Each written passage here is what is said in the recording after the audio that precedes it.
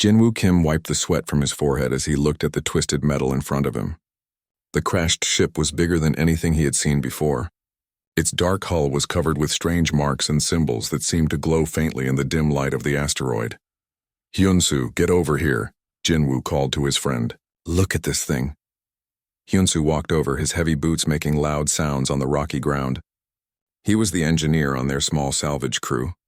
His job was to figure out what was worth taking and what was just junk. "Never seen anything like it," Hyunsu said, running his hand along the strange metal. "This isn't human-made. The metal feels warm, even though it's been cold out here for who knows how long." Jinwoo nodded. They had been salvaging wrecks in this part of space for 5 years. Old cargo ships, broken mining vessels, sometimes even military craft that got lost or damaged. But this was different. This ship was alien. "Minho, you getting anything on the scanners?" Jinwoo spoke into his comm unit.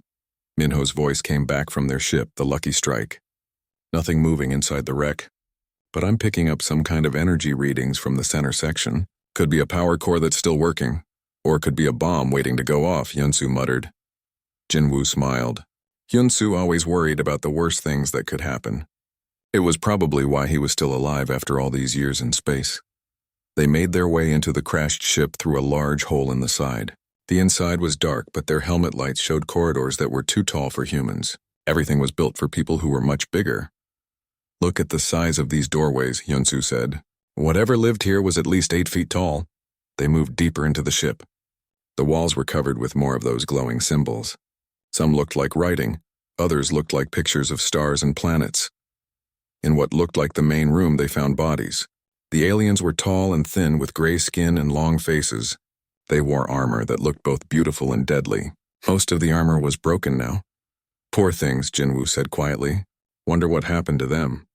"Ship looks like it hit something hard," Hyunsu replied. "Maybe an asteroid, maybe another ship." That's when Jinwoo saw it. In the center of the room, lying next to what was probably the captain's chair, was a sword. But this wasn't just any sword. It was the most beautiful weapon Jinwoo had ever seen. The blade was long and straight, made of metal that seemed to shine with its own light. The handle was covered with gold and silver, with gems that sparkled even in the dim light of their helmet lamps. Strange writing ran along the blade, glowing softly. "Now that's something special," Hyunsu said, leaning closer. Jinwoo picked up the sword carefully. It was heavier than he expected, but it felt good in his hands. The metal was warm, just like the ship's hull. "This belongs to someone important," Jinwoo said. "Look at all this fancy work. This isn't just a weapon. This is art.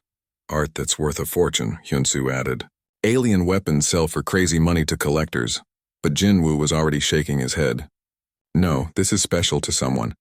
This is like taking a wedding ring off a dead person. Jinwoo, we're salvagers. Taking valuable things from wrecks is what we do. Taking things that no one wants anymore is what we do. This is different." Before Hyunsu could argue more, Minho's voice came over the comm, excited and worried at the same time. "Guys, you need to get back here now. I've got ships coming in fast. Big ones." Jinwoo and Hyunsu ran back to their ship as fast as they could. When they got to the bridge, Minho was staring at his screens with wide eyes. 5 ships, all bigger than anything in the human fleet. They just dropped out of hyperspace about 10 minutes out. "Same design as the wreck?" Jinwoo asked. "Exactly the same. These are the people who built that crashed ship." Jinwoo looked down at the sword he was still carrying. "They're coming for their people. And they're going to think we killed them," Hyunsu said. "No," Jinwoo said firmly. "We're going to show them we didn't. We're going to give this back." "Are you crazy?" Minho turned from his screens. "Those ships have enough firepower to turn us into space dust. Which is exactly why we need to show them we're not enemies," Jinwoo replied. 20 minutes later, the alien ships were close enough to see without scanners. They were huge dark vessels that looked like they were built for war. They moved in perfect formation like a pack of hunting animals. "They're trying to talk to us," Minho said. "I'm getting signals on several frequencies. Can you understand any of it?" "No, but the computer is trying to make sense of it. Wait, I think they want us to stay where we are." "Good, we're not going anywhere." Jinwoo stood up and headed for the airlock. "Get me a spacesuit. What are you doing?" Hyunsu grabbed his arm. "I'm going to give them back their sword. They could shoot you the moment you step outside. They could shoot us right now if they wanted to, but they haven't. That tells me something. Jinwoo put on his spacesuit and took the sword with him. He activated his suit's emergency beacon so the aliens would see him coming. Then he opened the airlock and pushed himself toward the alien ships. The largest ship opened a bay and smaller craft came out to meet him. The alien pilots were wearing armor similar to what he had seen on the crashed ship, but their armor was clean and working. They brought him inside the large ship. The corridors were huge, just like on the wreck. Everything was built for people much taller than humans. They took him to a large room where dozens of aliens were waiting. They were all tall and gray-skinned, but some wore fancier armor than others. One of them stepped forward. Her armor was red and gold, and she had the look of someone used to giving orders. This had to be their commander. Jinwoo held up the sword with both hands, offering it to her. "I found this on your ship," he said, even though he knew she probably couldn't understand him. "I wanted to return it." The moment the alien commander saw the sword, her eyes went wide. She said something quickly to the others, and they all stepped back. The commander reached out slowly, like she was afraid to touch the weapon. When her fingers were just inches away from the blade, something incredible happened. The sword began to glow. Not just the soft glow it had before, but a bright white light that filled the room, and it was getting hot, very hot. Jinwoo felt the heat through his gloves, then through his suit. The metal was burning his hands, but he didn't drop it. He kept holding it out to the commander, trying to complete the gesture of return, even though the pain was getting worse. The heat became unbearable. Jinwoo could smell burning plastic from his suit gloves, but he didn't let go. The alien commander stared at him in shock. Then she looked around the room and said something in a voice full of fear and wonder. Every single alien warrior in the room dropped their weapons. The sound of metal hitting the floor echoed through the huge chamber. Then one by one they fell to their knees. Even the commander knelt down, her eyes fixed on Jinwoo and the burning sword in his hands. Jinwoo stood there, confused and in pain, still holding out the weapon that was burning through his gloves. He had just wanted to return something that didn't belong to him. Now the aliens were treating him like some kind of god, and he had no idea why. The alien commander was still kneeling when she spoke. Her voice was different now, careful and respectful. She said something long in her own language, then touched a device on her armor. When she spoke again, Jinwoo could understand her words. "Great One, I am Commander Nari of the Crimson Talon Fleet. We beg your forgiveness for not recognizing you sooner." Jinwoo looked down at the sword in his burned hands. The metal was still hot, but not as burning as before. "I don't understand. I just wanted to give this back to you." Commander Nari's eyes went even wider. You do not know what you hold?" "It's a sword, a very pretty sword that belonged to someone on your crashed ship." One of the other aliens, a female with less fancy armor, whispered something to Commander Nari. The commander nodded and looked back at Jinwoo. "That is the Velthaner, the blade of divine judgment. It was made by the first gods of our people, 3,000 years ago." "Okay," Jinwoo said slowly. "That sounds important. Here, you should take it back." He held the sword out again. "Great One, no living being has been able to touch the Velthanor for over 1,000 years. All who tried died instantly, burned to ash by its sacred fire." Jinwoo looked down at his burned gloves, then back at the aliens. "Well, I'm not dead. No, Great One, you are not. You are the chosen of the flame, as foretold in the ancient prophecies." Before Jinwoo could ask what that meant, alarms started going off all over the ship. Red lights flashed and the aliens jumped to their feet, reaching for their weapons before remembering they had dropped them. Commander Nari spoke quickly into her comm device. Another voice answered, sounding urgent and scared. "What's happening?" Jinwoo asked. "High Archon Daehan approaches with the full ceremonial fleet. Word of your arrival has reached the capital world." "Who's High Archon Daehan?" "He is the keeper of the old ways, the guardian of prophecy. He has ruled our people for 600 years. Through the large windows of the ship, Jinwoo could see more vessels arriving. These were even bigger than Commander Nari's ships, and there were dozens of them. They moved in perfect patterns like they were part of some grand ceremony. "Commander Nari," Jinwoo said, "I think there's been a mistake. I'm not chosen by anybody. I'm just a salvage worker who found something that didn't belong to him." "Great One, The Velthanor cannot be fooled. It knows the truth of all hearts. If it burns for you without killing you, then you are the one spoken of in prophecy. What prophecy?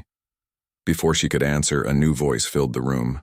It was deep and old, speaking through the ship's communication system. When the translation device made it into words Jinwoo could understand, the voice sounded like it came from someone very important and very powerful. Bring the human to the sacred vessel immediately. The time of choosing has come. Commander Nari looked at Jinwoo with something like pity in her eyes. High Archon Dehan wishes to see you. They moved Jinwoo to a small transport ship. Commander Nari came with him, along with the female officer whose name was Soman. During the short trip to the largest alien vessel, Nari tried to explain what was happening. Long ago, our people were told that a great trial would come. Our enemies would return and our weapons would fail us. In that dark time, the chosen of the flame would appear. This being would either save our people or lead us to final destruction. And you think that's me? The Velthanor thinks that's you. It has never been wrong. The High Archon's ship was enormous. It was less like a warship and more like a floating city. The docking bay where they landed was bigger than most spaceports Jinwoo had seen. Hundreds of aliens lined the pathway from the landing pad to the ship's intersections. They were all dressed in fancy robes and armor, and they all knelt as Jinwoo walked past. The sword in his hands glowed softly, responding to something Jinwoo couldn't understand. High Archon Dehan was waiting in a huge chamber filled with floating screens and ancient-looking devices. He was taller than the other aliens, and much older. His skin was pale gray, almost white, and his eyes were the color of old silver. When he saw Jinwoo, he too knelt down. Chosen One, I have waited my entire life to see this moment. Look, everyone keeps calling me that, but I really think you've got the wrong person. I'm nobody special. High Archon Dehan stood up slowly. Tell me, human, what is your name? Jinwoo Kim. Jinwoo Kim, why did you take the Velthanor from our sacred ship? I didn't take it. I was planning to give it back. That's why I came here. You could have kept it, sold it, hidden it. Instead, you risked your life to return it to people you had never met. Well, yeah, it wasn't mine. High Archon Dehan exchanged glances with Commander Nari. They spoke quickly in their own language before the High Archon turned back to Jinwoo. The prophecy speaks of one who acts without seeking power, one who gives rather than takes, one who serves rather than rules. Okay, but that describes lots of people. Not to the Velthanor. It has tested many warriors, many leaders, many who claimed to be pure of heart. All died in flames. You alone survive its touch. Jinwoo was getting tired of holding the heavy sword. His burned hands hurt and he still didn't understand what these aliens wanted from him. What happens now?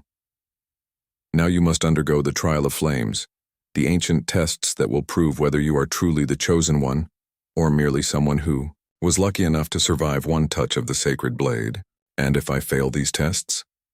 High Archon Dehan's expression grew dark. Then you will die, and we will know that the true chosen one has not yet appeared. And if I pass? Then you will help us face the return of our greatest enemy. The Void Swarm comes again, Jinwoo Kim.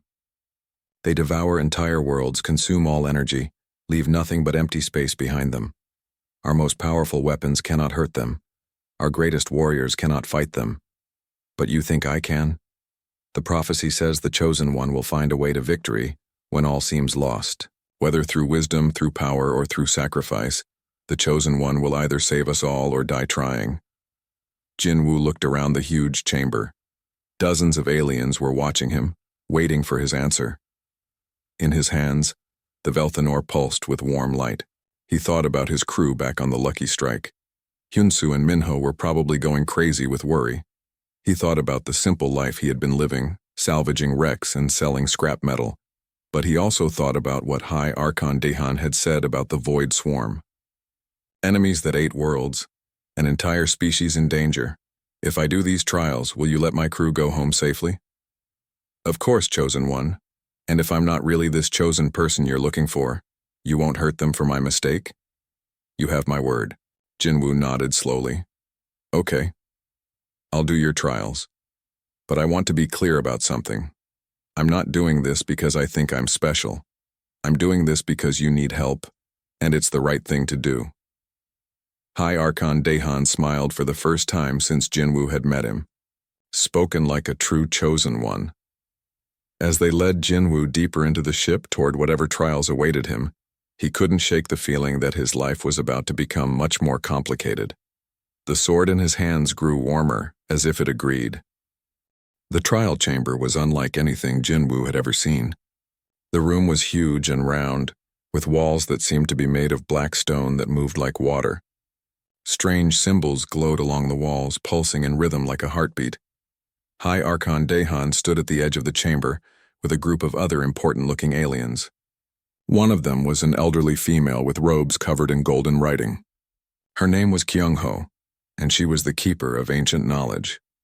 The trials have not been attempted for over 300 years, Kyung-ho said to Jinwoo through her translation device. The last being who tried them was our greatest warrior king. He lasted only minutes before the sacred flames consumed him. That's encouraging, Jinwoo muttered. Commander Nari stepped closer to him. She had been quiet during the trip to the trial chamber, but now she looked worried. Jinwoo Kim, you do not have to do this. No prophecy is worth your life. These enemies you mentioned, the Void Swarm. Are they really as dangerous as everyone says? Worse, Nari replied. They destroyed my homeworld when I was young. 15 billion people gone in 3 days. The planet is still there, but it's empty. No life, no energy, nothing but rock floating in space. Jinwoo nodded. Then I have to try. The first trial was called the Test of Truth. Jinwoo had to walk into the center of the chamber, where a circle of fire surrounded a raised platform. The flames were not normal fire, they were white and cold, but they still burned. You must speak only truth while within the sacred flames, Kyung-ho explained. Any lie, any deception, even any small hiding of your real thoughts, and the fire will know. Jinwoo stepped into the circle. The white flames rose higher around him, but they didn't hurt. They felt cool on his skin, like water. What is your name? High Archon Dahan asked. Jinwoo Kim. Why did you come to our space? To look for salvage. Broken ships, abandoned cargo, anything worth selling. Did you come to steal from us? No. I didn't even know you existed until I found your crashed ship. What do you want from our people? Jinwoo thought carefully before answering. I want to help if I can. But mostly I just want to go home. The flames stayed calm and cool around him. Kyung-ho looked surprised. Most beings who undergo this trial try to say what they think we want to hear. You speak only simple truth. The second trial was the test of courage. The chamber walls changed, showing images of terrible things. Jinwoo saw the Void Swarm attacking planets, saw worlds being drained of all life, saw people running in terror from enemies they couldn't fight. You must look upon what is coming, High Archon Dahan said. You must see the future that awaits if we fail. The images got worse. Jinwoo saw entire star systems going dark. He saw children crying as their parents turned to dust. He saw brave soldiers charging into battle against enemies that couldn't be hurt by their weapons. But Jinwoo didn't look away. He watched it all, even when his hands started shaking and his stomach felt sick. I've seen enough, he said finally.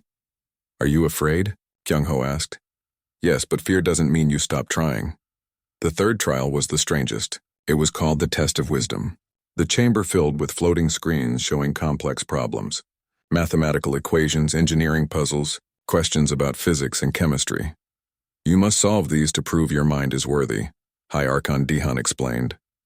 Jinwoo looked at the screens for a long moment. The problems were incredibly difficult. Some of them seemed impossible. I can't solve these, he said. The aliens looked disappointed. Kyung-ho started to say something about failing the trial, but Jinwoo held up his hand. I can't solve them because they're the wrong questions. What do you mean? High Archon Dahan asked. You're asking me to solve problems the way you solve problems. But if your way of thinking was enough to beat the Void Swarm, you would have beaten them already. Jinwoo walked closer to the screens. Show me a real problem. Show me something the Void Swarm did that you couldn't stop. The screens changed. Now they showed a battle from 50 years ago. Alien ships with incredible weapons were fighting against strange dark creatures that seemed to eat energy itself. Every shot the aliens fired made the Void Swarm stronger. We cannot hurt them with energy weapons, Commander Nari explained. They absorb all forms of power and use it to grow. Jinwoo studied the images. What about rocks? Rocks? Big rocks, moving really fast. You can't absorb the energy from something that's just a chunk of stone flying through space. The aliens looked at each other. Kyung-ho spoke quickly to High Archon Daehan in their own language. We never considered kinetic weapons, High Archon Daehan said slowly. They seem too simple. Sometimes simple works when complicated doesn't. The fourth trial was the test of leadership. Jinwoo was given command of a practice battle using computer simulations. He had to lead alien ships against a mock void swarm attack. The aliens expected him to study their tactics, learn their strategies, command like their greatest generals.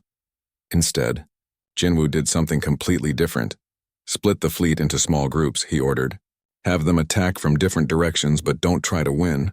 What do you mean, don't try to win? Commander Nari asked. Make them think you're retreating. Lead them toward that asteroid field. When they're chasing you, ram the asteroids into them. Ram asteroids? That will destroy our ships too. Better to lose ships than lose planets. The simulation ran. Jinwoo's strategy worked. The void swarm followed the retreating alien ships into the asteroid field, where the aliens pushed huge rocks into their enemies at incredible speeds. The void swarm couldn't absorb the energy from simple stone and metal. It's wasteful, High Archon Daehan said. We would lose many ships. How many ships did you lose the last time they attacked? Jinwoo asked. All of them. Then my way is better. The final trial was the test of sacrifice. Jinwoo had to prove he would give up his own life for others. They brought him to a chamber with 2 doors. Behind one door was a transport ship that would take him back to his crew and his old life. Behind the other door was a path that led deeper into the alien ship, toward whatever destiny they believed he was meant for. Choose, High Archon Daehan said. No one will blame you if you leave. You have already proven more than any being in 1,000 years. Jinwoo looked at both doors for a long time. He thought about Hyunsoo and Minho, probably worried sick about him. He thought about his simple life-salvaging scrap metal in empty space. Then he thought about the images he had seen. The dying worlds, the children turning to dust. If I go home, what happens to your people when the void swarm comes back? We will fight as we always have, Kyung-ho said sadly. And we will probably lose as we always have. Jinwoo walked toward the second door. Then I guess I'm not going home yet. As he reached for the door handle, something unexpected happened. The Velthanor, which he had been carrying through all the trials, began to sing. Not with sound, but with vibrations that seemed to come from inside his bones. Every alien in the chamber fell to their knees again. The sword accepts you, High Archon Daehan whispered. You are truly the chosen one. No, Jinwoo said, still holding the door handle. I'm just someone who's too stubborn to quit when people need help. He opened the door and stepped through. Behind him, he heard Kyung-ho speaking to High Archon Daehan in their own language. Her voice sounded excited and scared at the same time. Commander Nari ran to catch up with him. What did she say? Jinwoo asked. She said the prophecy was mistranslated. For 1,000 years, we thought it spoke of a divine being with magical powers. But the original words meant something different. What did they mean? One who acts without seeking power. One who chooses duty over comfort. One who refuses to give up. Jinwoo smiled grimly. Sounds like something any decent person would do. That's exactly what makes you chosen, Jinwoo Kim. Not magic, not destiny. Just the choice to do what's right, even when it's hard. As they walked deeper into the ship, preparing for whatever came next, Jinwoo realized that maybe being chosen wasn't about being special. Maybe it was just about showing up when people needed you most. 3 days after the trials, Jinwoo was still trying to understand what his new life meant. He had been given quarters on High Archon Daehan's ship, rooms that were bigger than his entire apartment back on Earth. But he spent most of his time in the command center, learning about the Void Swarm. The aliens had been fighting this enemy for over 2,000 years. The Void Swarm came in waves, attacking every few hundred years. Each time they were stronger. Each time more worlds died. Show me the last attack, Jinwoo said to Kyung-ho. She was helping him understand the enemy by showing him old battle records. The screens filled with images that made Jinwoo's stomach hurt. The Void Swarm looked like clouds of living darkness, but they moved with purpose. They surrounded planets and slowly drained them of all energy. Plants died first, then animals, then the planet's core itself went cold. How many worlds did you lose last time? Jinwoo asked. 47, Commander Nari replied. She had been staying close to Jinwoo since the trials. like she was his personal guard, including my home. I'm sorry. Don't be sorry. Be ready to fight. That's when the alarms started going off again. But this time they were different. These alarms sounded scared. High Archon Dahan's voice filled the command center. All senior staff to the main briefing room immediately. Priority Alpha. When they got there, the room was full of worried aliens. Admiral Yura was there, the leader of their military forces. She was younger than most of the others, but she had the look of someone who had seen too much fighting. The outer colonies are under attack, Admiral Yura announced. The Void Swarm has returned early. They weren't supposed to come back for another 50 years. The main screen showed a star map with red dots spreading across it like a disease. Each red dot was a world under attack. How many? High Archon Dahan asked. 12 colonies in the first wave. We've lost contact with 5 already. Jinwoo studied the pattern of attacks. They're not random. What do you mean? Admiral Yura asked. Look at which worlds they hit first. These aren't the biggest colonies or the most important ones. They're the ones closest to the main trade routes. He pointed to the screen. They're cutting off your supply lines, making it hard for you to move ships and resources between your core worlds. Commander Nari looked impressed. He's right. If they take these colonies, our fleet will be scattered and isolated. Our standard defense protocols won't work, Admiral Yura said. By the time we mobilize the full fleet, half our colonies will be dead. Then don't use standard protocols, Jinwoo said. Everyone in the room turned to look at him. He was still the strangest person here, a human in a room full of 8-foot-tall aliens holding a glowing sword that was older than human civilization. What do you suggest? High Archon Dahan asked. Hit them where they don't expect it. Stop trying to defend everything and start attacking their weak points. The Void Swarm has no weak points, Admiral Yura said. They're pure energy. They can't be hurt. Everything can be hurt. You just haven't found the right way yet. Jinwoo walked to the star map. Show me how they move between worlds. The map changed, showing the paths the Void Swarm took as they traveled through space. They moved in straight lines, always taking the fastest route from one target to the next. They're predictable, Jinwoo said. They don't think like military strategists. They think like insects, or like a natural disaster. So? Admiral Yura asked. So you don't fight a flood by trying to shoot the water. You redirect it. You channel it where you want it to go. He pointed to a system on the edge of the attack zone. What's here? The Kalar mining system, Kyung-ho answered. Mostly automated equipment. No permanent population. And it's surrounded by asteroid fields. Dense ones, Jinwoo smiled. Perfect. We're going to let them chase us there. Admiral Yura looked angry. You want us to run away? I want you to be smart. Look, your ships are faster than theirs, right? Yes, but not by much. Doesn't matter. We only need to stay ahead of them long enough to get them where we want them. High Archon Dahan was studying the star map carefully. Even if we could lure them to Kalar, then what? The asteroids can't hurt them any more than our weapons can. The asteroids can't hurt them, but asteroids moving at near light speed can. The room went quiet. Jinwoo could see the aliens trying to understand what he meant. We're going to use your fastest ships as gravity tractors, he explained.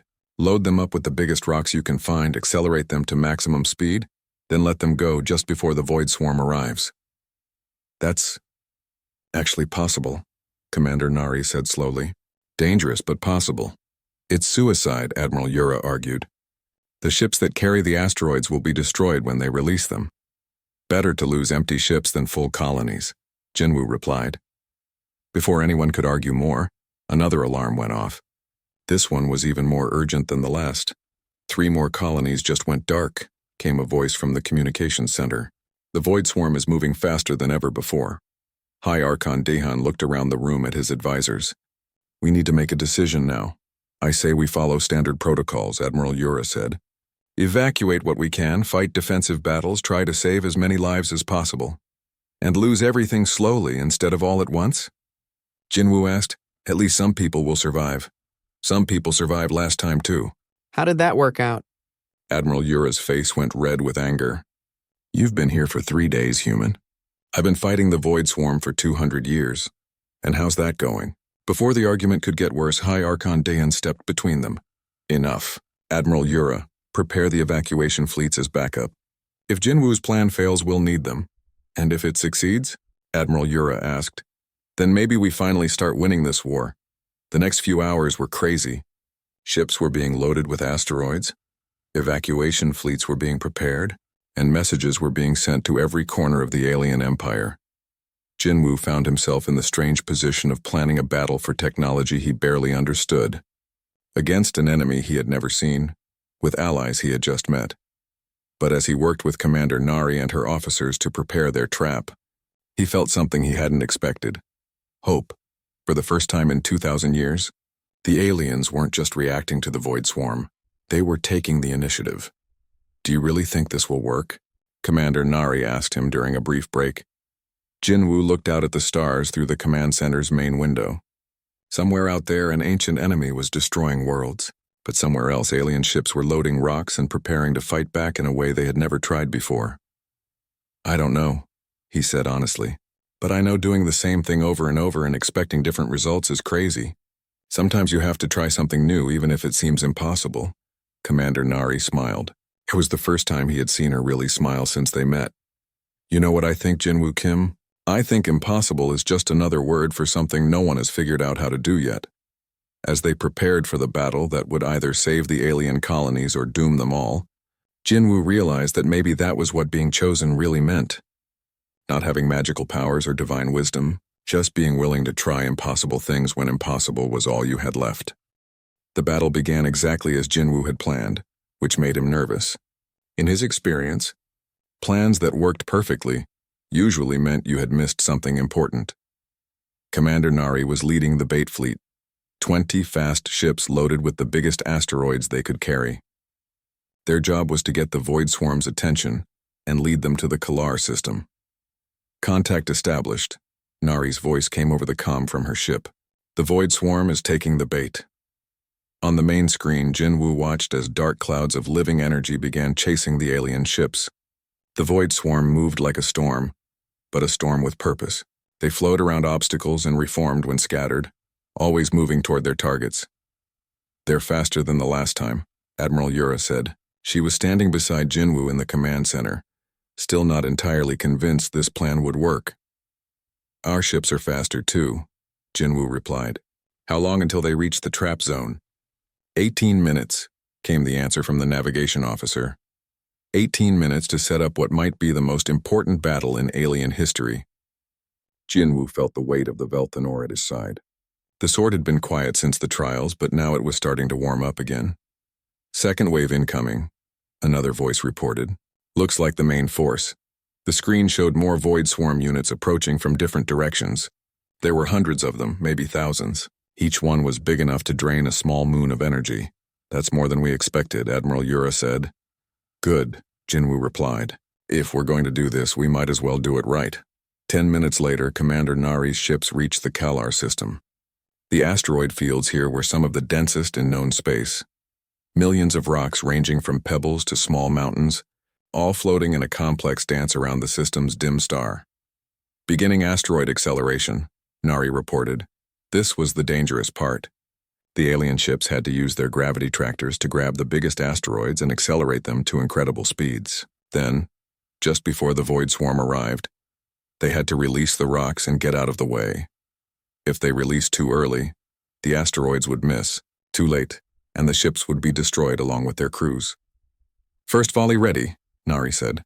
"Beginning approach run." On the screen, Jinwoo watched as 20 massive rocks began moving faster than anything that size should be able to move. They were invisible to normal sensors, just chunks of iron and stone racing through space. "Void Swarm entering the system," the sensor officer announced. The dark clouds poured into Kalar like a flood. They moved toward Commander Nari's ships with terrifying speed, reaching out with tendrils of pure energy. "Release," Jinwoo shouted. 20 asteroids, each moving at nearly the speed of light, slammed into the leading edge of the Void Swarm. The effect was incredible. The Void Swarm units hit by the rocks simply vanished. They didn't explode or burn, they just stopped existing. The asteroids punched holes through the energy clouds like bullets through smoke. "It's working," Admiral Yura shouted. But Jinwoo was watching the screen carefully. Not enough, look. The Void Swarm was already adapting. The units that hadn't been hit were spreading out, moving in unpredictable patterns to make themselves harder targets. "Second volley," Nari called out. More asteroids flew toward the Void Swarm, but this time fewer hits connected. The enemy was learning. They're too smart, Admiral Yura said. They won't fall for the same trick twice. Then we don't use the same trick, Jinwoo replied. All ships, new plan. Stop trying to hit them with asteroids. Start trying to herd them. Herd them toward what? Nari asked. Jinwoo looked at the star map, studying the positions of all the asteroids in the system. Then he saw it, a cluster of rocks near the system's star that were much denser than the rest. The core field. Drive them toward the core field. That's too close to the star, Admiral Yura protested. Our ships won't be able to survive the radiation. Our ships don't have to survive. We just have to get the void swarm close enough to the star that they can't avoid what comes next. What comes next? Jinwoo was already working at the tactical console, calculating trajectories and timing. Commander Nari, I need you to do something that's going to sound crazy. Crazier than throwing rocks at energy clouds? Much crazier. I need you to use your ship's main engines to push one of those big asteroids directly into the star. The comm channel went quiet for a moment. Then Nari's voice came back, sounding confused. Jinwoo, that will cause a solar flare. A big one. Exactly. A solar flare is just energy. The void swarm feeds on energy. They feed on controlled energy, organized energy. A solar flare is chaos. Pure unfiltered chaos moving at the speed of light. Admiral Yura stared at him. You want to feed them something so chaotic it gives them indigestion? I want to feed them something so chaotic it tears them apart from the inside. For a moment, no one spoke. Then High Archon Dahan's voice came over the comm, from his position on one of the command ships. Do it. What happened next would be talked about in alien history books for 1,000 years. Commander Nari's ship, along with 5 others, pushed a mountain-sized asteroid into the Kalar star. The impact triggered the biggest solar flare the system had ever seen. A wave of pure chaotic energy erupted from the star and raced outward in all directions.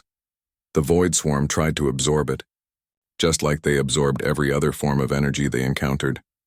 But solar flares aren't organized energy. They're chaos given form, magnetic fields twisting in impossible directions, radiation in frequencies that shouldn't exist, particles moving in patterns that follow no rules. When the void swarm tried to process the solar flare, they broke. One by one, the dark clouds began to flicker and fade. Their perfect coordination dissolved into confusion. Some turned on others, trying to drain energy from their own kind. Some simply stopped moving, overwhelmed by the chaos in their systems. All units target the confused ones with kinetic weapons, Jinwoo ordered. Don't give them time to adapt. The alien ships opened fire with every non-energy weapon they had. Railguns, missile launchers, even simple projectile cannons, without their energy absorption abilities working properly. The void swarm was vulnerable for the first time in 2,000 years. The battle was over in less than an hour. When the solar flare finally faded, the Kalar system was full of debris from destroyed void swarm units. For the first time in recorded history, an entire void swarm attack force had been completely eliminated. Casualty report, Admiral Yura requested, her voice still shaking with disbelief. 7 ships lost, 43 crew members, all other ships returning to formation. Jinwoo sat down heavily in the nearest chair. 7 ships and 43 people. In any previous battle with the void swarm, they would have lost hundreds of ships and thousands of crew members.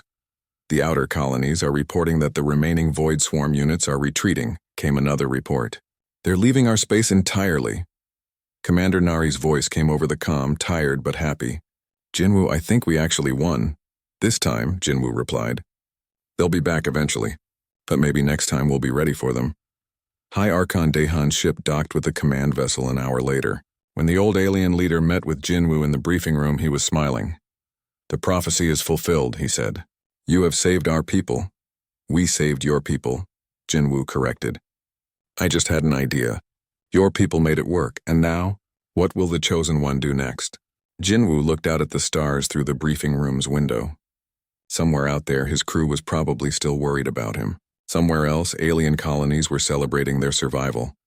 I think the Chosen One is going to go back to being Jinwoo Kim, salvage operator. But first, I want to make sure you're ready for when the Void Swarm comes back. You would stay and help us prepare? For a while. Someone needs to teach your people how to think like humans when fighting impossible enemies. And the Velthanor? Jinwoo looked down at the ancient sword. It was glowing softly, but the light was peaceful now, not the burning brightness of battle.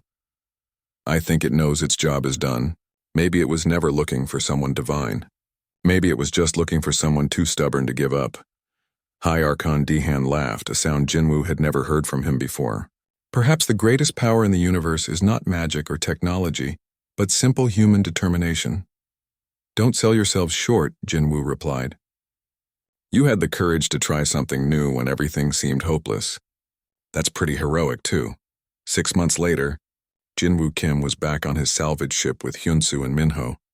But now their ship was part of a joint human-alien exploration fleet, mapping new regions of space and sharing technology. The Velthanor hung in a place of honor in his quarters, no longer burning with divine fire but still beautiful. Sometimes, late at night when he couldn't sleep, Jinwoo would hold the sword and remember the lesson it had taught him.